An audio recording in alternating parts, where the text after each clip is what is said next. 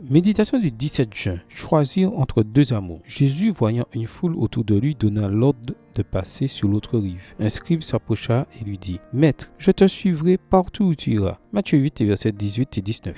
Qui est ce scribe qui, selon notre texte pour aujourd'hui, promit de suivre Jésus partout où il irait? Selon Jésus-Christ, c'est Judas. Voir dans Jésus-Christ, chapitre 30, page 252, livre écrit par Ellen G. White. Judas croyait-il que Jésus était le Messie promis? Certainement. Judas croyait à la messianité de Jésus. En se joignant aux apôtres, il comptait s'assurer une haute position dans le nouveau royaume. Toujours extrait du livre Jésus-Christ. Non seulement il croyait que Jésus était le Messie, mais en plus il possédait d'excellentes qualités grâce auxquelles il aurait pu être une source de bénédiction pour l'Église. Toujours dans le livre Jésus-Christ, à la page 253. Mais Judas avait un sérieux problème, son amour pour l'argent. Dans son cœur, deux forces rivalisaient, son attirance naissante pour Jésus et l'amour de l'argent. Le Seigneur le savait et, pour lui apporter l'aide dont il aurait besoin dans sa lutte contre le mal, il le plaça en étroit contact avec lui. Judas pouvait devenir sujet du royaume de Dieu s'il consentait à ouvrir son cœur au Christ afin de permettre à la grâce divine d'en bannir le démon de l'égoïsme. Toujours extrait du livre Jésus-Christ. En d'autres termes, Judas avait pour lui tous les atouts nécessaires. Cependant, il se perdit pour toujours. Pourquoi?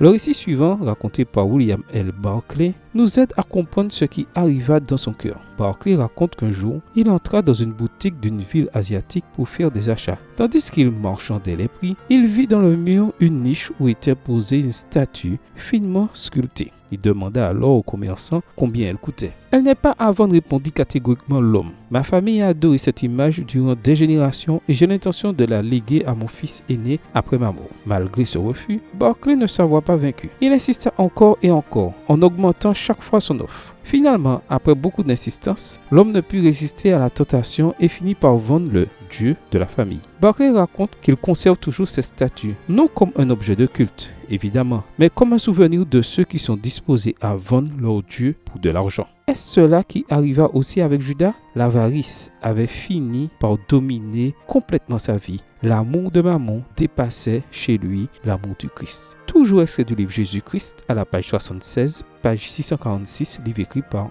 Ellen G. White. À Judas, dire que tu avais d'excellentes qualités. Prière. Ô Jésus, installe ton trône dans mon cœur de sorte que mon amour pour toi n'en soit pas un parmi d'autres, mais qu'il soit ce qui domine dans ma vie. Bonne journée à vous et que le Seigneur vous bénisse.